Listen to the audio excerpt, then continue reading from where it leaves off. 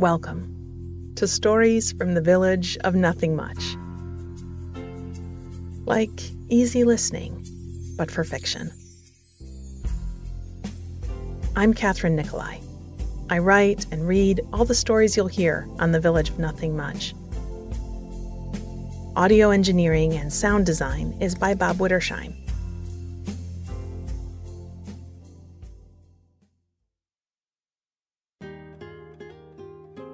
In our show notes, you'll find links to our ad-free premium version, our other shows, and our new wind-down box, a quarterly sleep subscription box full of products I've hand-picked to bring a little more joy and ease to your bedtime.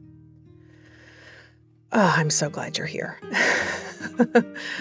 Here's something lovely that has happened since I started writing and sharing stories of nothing much. I found out that there are lots of people who care about the things that I care about. People who value gentleness, who appreciate small, simple moments and nature and hearing about good things. And it's not that I didn't think that people were interested in that, I guess. Just that we don't make much space for it. If a book doesn't have a big arc, if there aren't high stakes, we're told, I've certainly been told as a writer, that no one wants to read that. So that's why I'm so glad you're here, because I didn't really think that that was true. I just think it's conventional wisdom. But since I've put these out into the world, millions of you have said you are here for the lack of cliffhangers, the exceedingly low stakes, the non-action. So welcome to the club. Oh, and if you stick around at the end of the episode, I'll answer a frequently asked question about this little world we visit together. Now, before we step into our stories today, let's take a deep breath in through the nose and sigh from the mouth.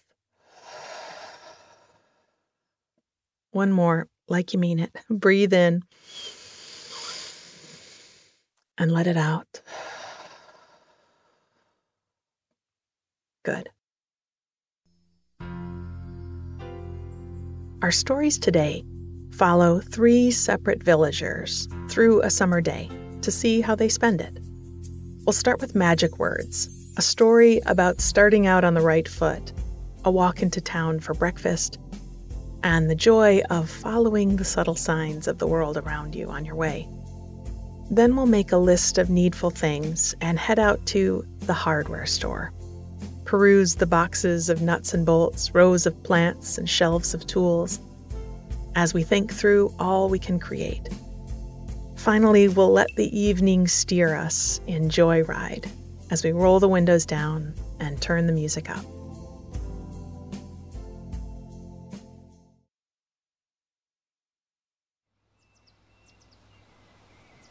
Magic Words. The mornings started early this time of year, and I found myself waking most days just after the sun was up, listening to the birds outside my window and smelling the fresh summer air.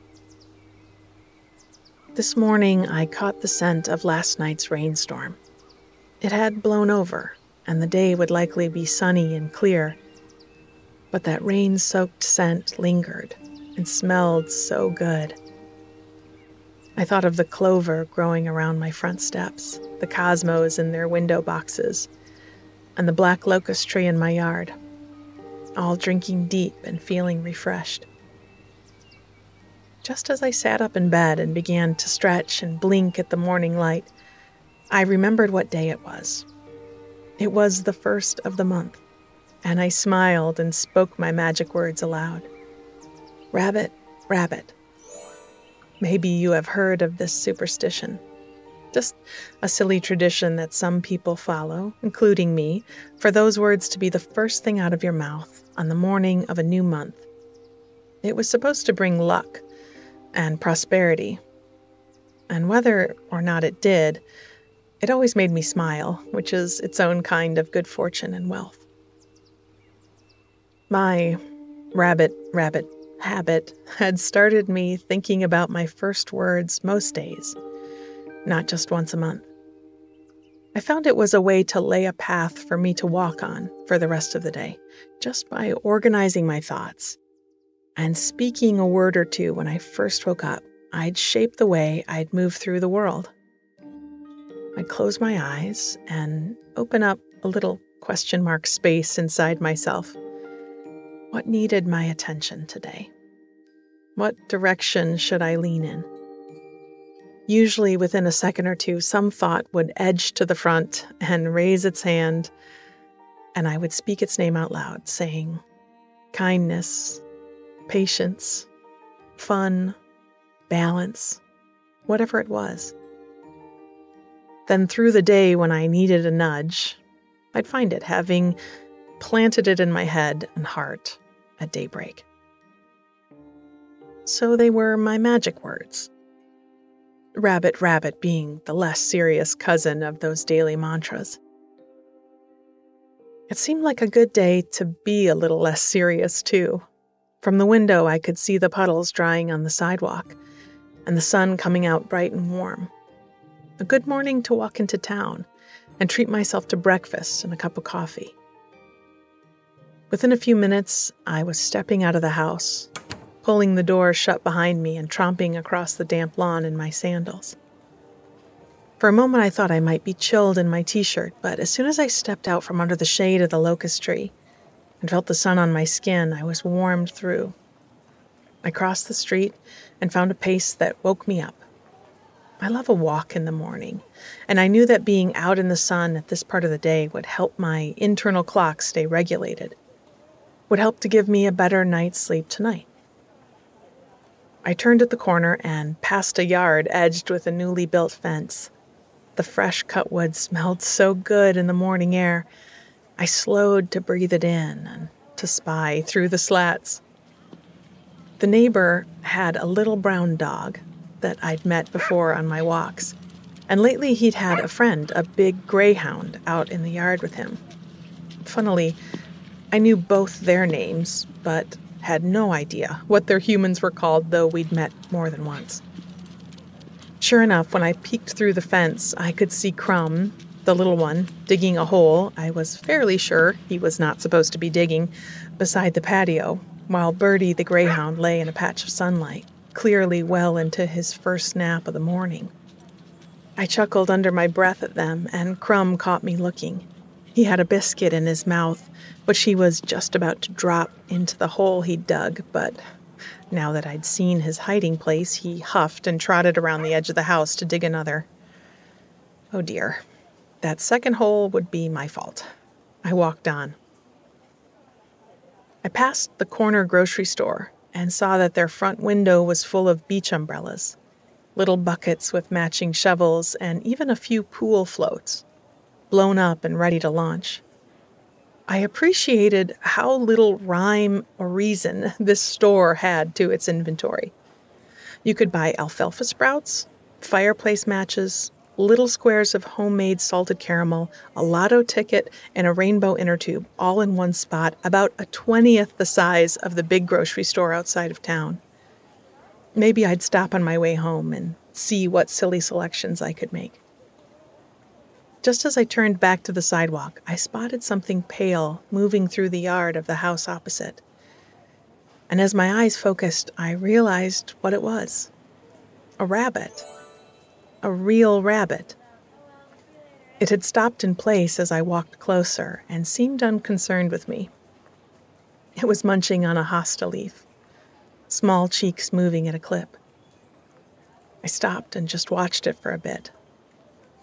I wondered if I had called her here today with my magic words, or if, somehow, she had called me. Finally, I walked on, leaving her to her breakfast and thinking of my own. I had options, and they were all good ones. There was the diner that had vinyl booths and those spinny stools along the counter. They served excellent sweet potato hash, as well as very good biscuits and gravy. Their coffee was reliable, if a bit basic, and the people watching was top tier. Then there was the bakery. Their front walk was full of tables and umbrellas, and they had fancy lattes and every kind of pastry or bagel I could want. Oh, and the farmer's market was also open this morning, and they had a waffle truck. Come on, that sounded pretty great, right? Waffles amid the bustling fruit and vegetable stalls. I was at a literal crossroads, trying to decide which way to turn to follow the true desire of my taste buds, when I looked over my shoulder and spotted in the window of the tea shop a small porcelain rabbit. I stepped closer and saw the tiny cracks in her glaze, the delicate pink of her nose, and thought it had been a while since I'd had a cup of matcha to start my day. I remembered that they had homemade granola and almond milk, and thought that my magic words hadn't led me astray yet, so I may as well follow them a bit longer.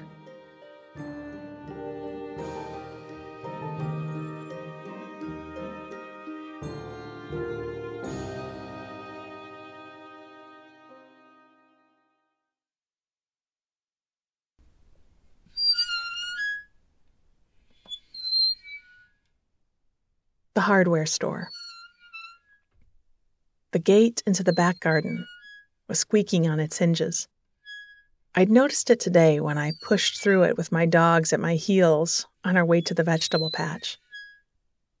I stopped for a moment, working the gate back and forth to see if a little bit of movement would clear the stickiness out. After all, that usually works for me. The gate was a lovely, smooth piece of walnut.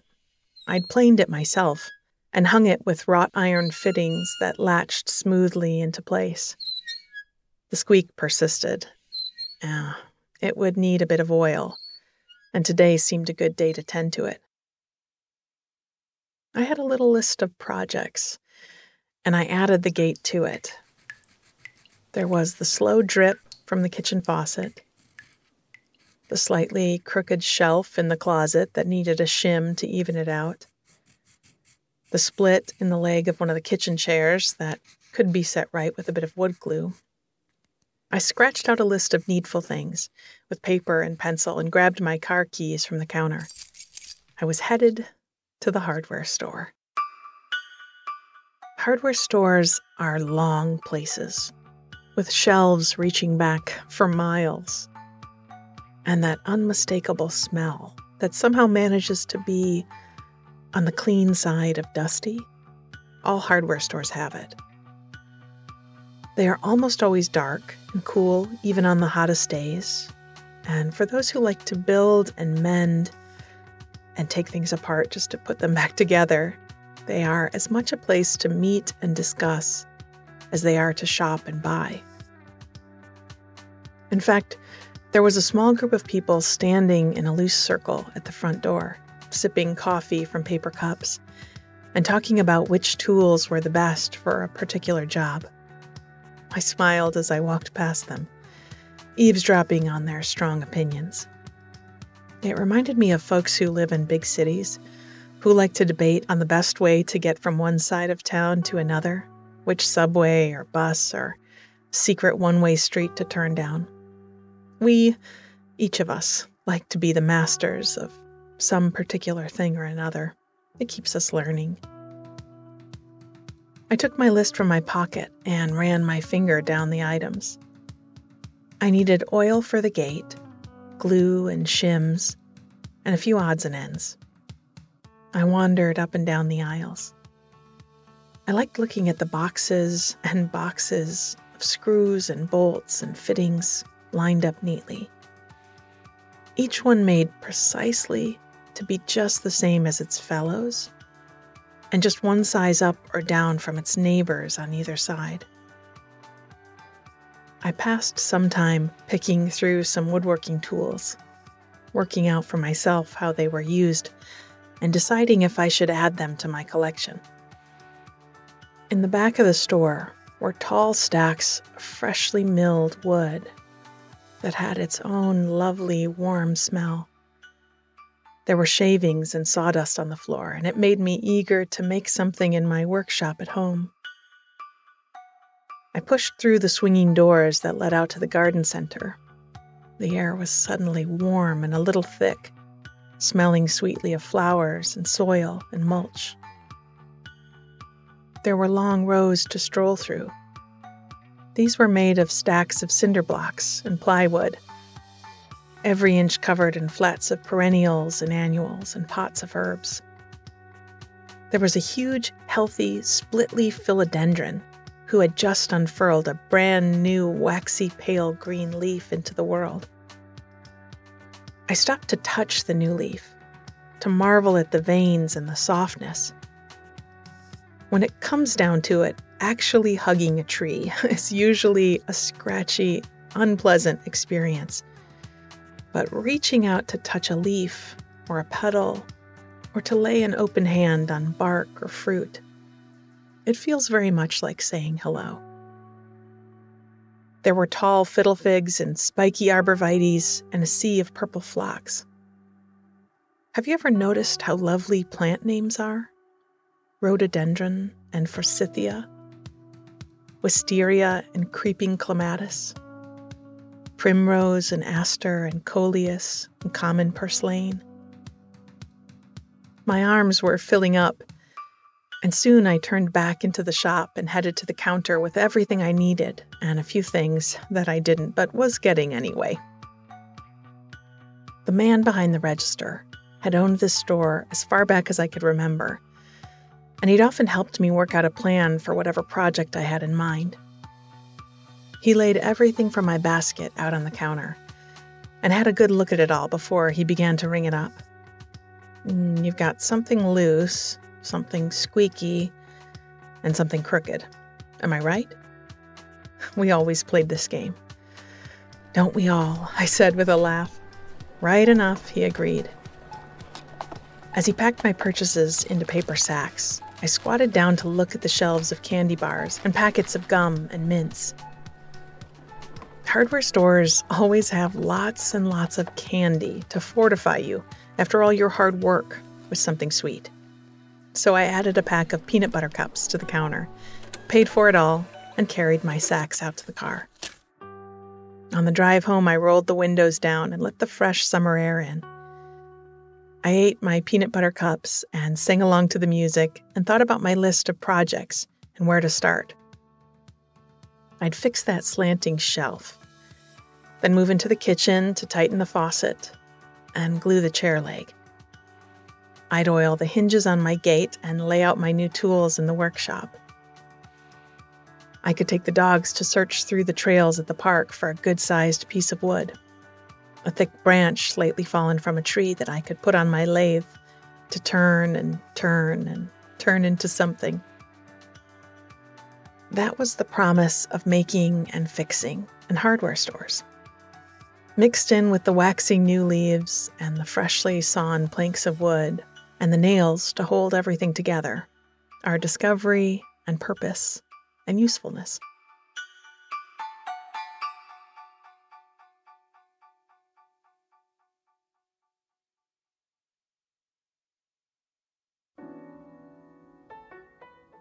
Joyride. The day was calling to me. It was one of those soft summer days, not too hot, but bright and sweet-smelling. The grass was thick and green on every corner, the tiger lilies blooming in tall stalks along the roadside. The baby robins, whose broken bright blue shells I'd spotted on walks a month or two ago, were fully grown and flying through the treetops.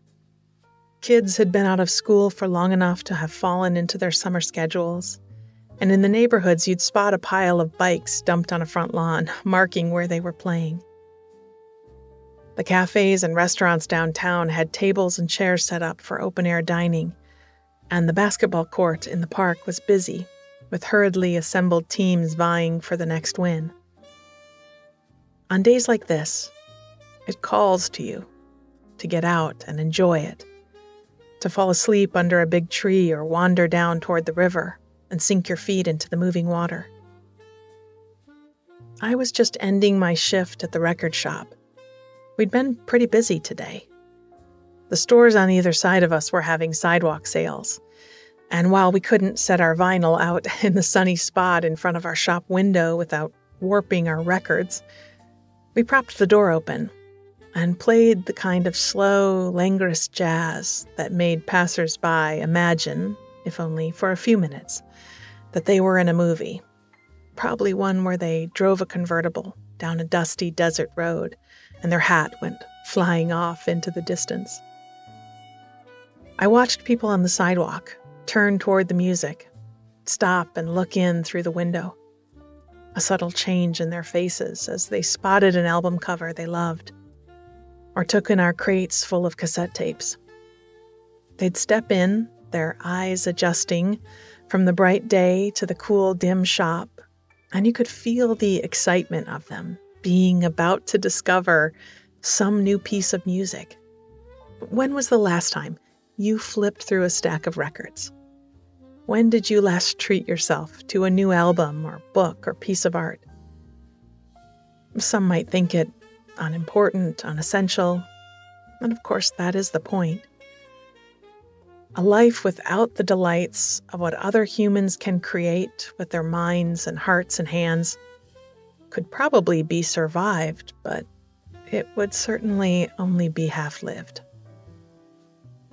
And working here, playing music every day, reading lyrics between ringing up records, hearing the stories that go with the songs, the memories they revive for customers, it has made me appreciate an adorned life, a decorated, romanticized life, a life where when you get out of work on a sunny afternoon and feel called by the day to do something spontaneous, you do.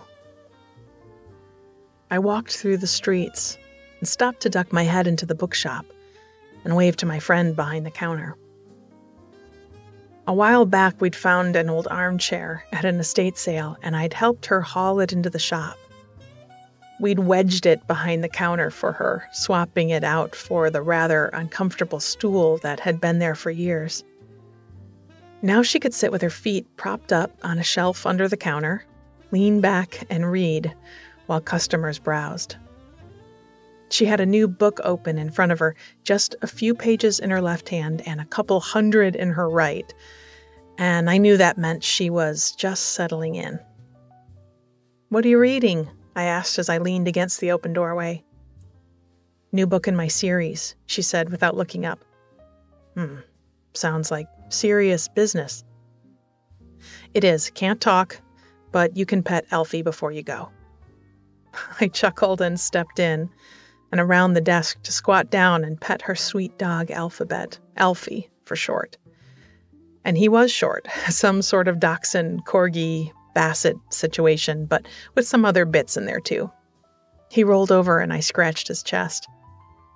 He perked up a bit and rolled onto his feet, taking a big, slow stretch, which of course I acknowledged by saying, "Ooh, big stretch."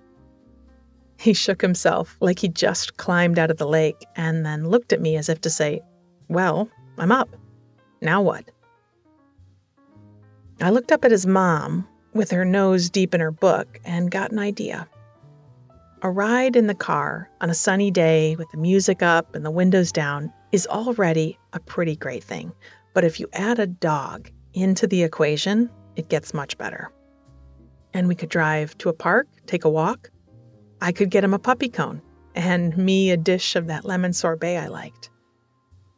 I must have been thinking pretty loudly, because when I looked up again, she still had her nose in the book, but now held Elfie's leash out to me with one hand. "Have him back by 6 and take his bag with you." She tilted her head toward a canvas sack hanging from the coat rack. "There's a doggy water bottle in there. Make sure he has a drink if he gets hot."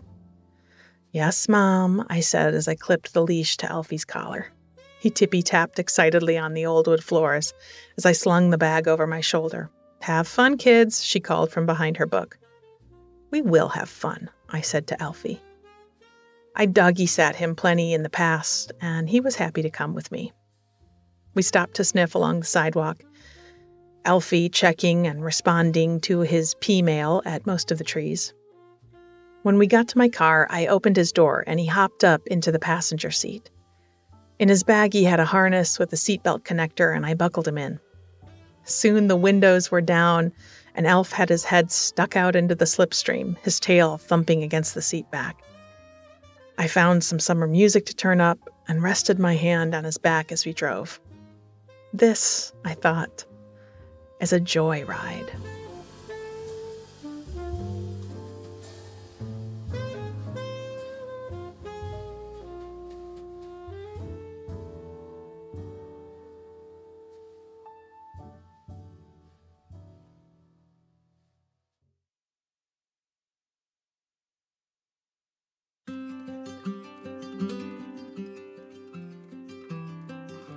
Now, before I send you off home, I thought I'd answer a question I get often about these stories, which is, hey, is this a form of meditation?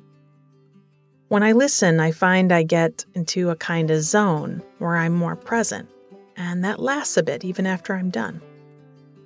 Ooh, I love this one. Because as a 20-plus year yoga and meditation teacher, I love it when folks spot ways to be mindful that don't feel like a chore, right? Like most of us, we read about the benefits of practicing mindfulness and meditation, and we know we should do it. But that should part sometimes makes it harder to do. So what if we can do things that make us mindful, but are enjoyable and don't have the should attached? I think it's a really sustainable approach to caring for yourself. So, to back up a few inches, I'm sure some teachers would disagree with me, but hey, you asked me, not them. I think there are lots of ways to practice meditation that don't involve the traditional formal style of basically, sitting on a cushion with your eyes closed, which, hey, I still do because I like that. But I want mindfulness to show up a bunch of times in my day. That's how I benefit from it most. So if it can come for a few moments, like when I first step into the shower, I feel the water on my skin, or when I take a bite of something that's really delicious, or when I'm listening to my favorite song, well, excellent. Those moments all add up to a different way of existing in the world. And meditation or mindfulness, I'm using those terms interchangeably, it's just a way of being present, taking in the experience you're having, and observing. And yes, it has been my sneaky plan all along. You can't see it, but I'm twisting my mustache like a villain to weave lots of sensory information into my stories, so that as you listen, you are like the narrator, just observing those experiences moment to moment. You become present. Rather than tell you how to meditate, because I don't feel like you probably need one more person to tell you how to be mindful. I thought I'd just make you mindful. And remember, brains are different. People are different. And if you've ever tried an approach at something like meditation and felt like, this isn't for me, this doesn't seem to do the thing they are telling me it will do, please know it doesn't mean that there is anything wrong with you. It's just not the right approach. And it's okay to stop trying that one and try something different. Don't blame yourself. A lot of wellness nonsense thrives on people blaming themselves. Oof, this is a whole other talk. But suffice it to say, it's like you're a puzzle piece in the wrong box. You don't have to try to cram yourself into a space that doesn't fit. You're in the wrong box. It's okay to move on. By the way, I know I've been saying that you don't need to do formal meditation, and what I'm going to offer, it's not very formal, but I do have a meditation podcast. It's called First This. It's free. It's ad-free. The episodes are just 10 minutes long. You don't have to sit. You can lay down. I suggest laying on your back and putting your legs up a wall. Feels really good. And my approach as a teacher is always to make meditation accessible, easy to understand, practical to use. So you could find that on your favorite podcast app.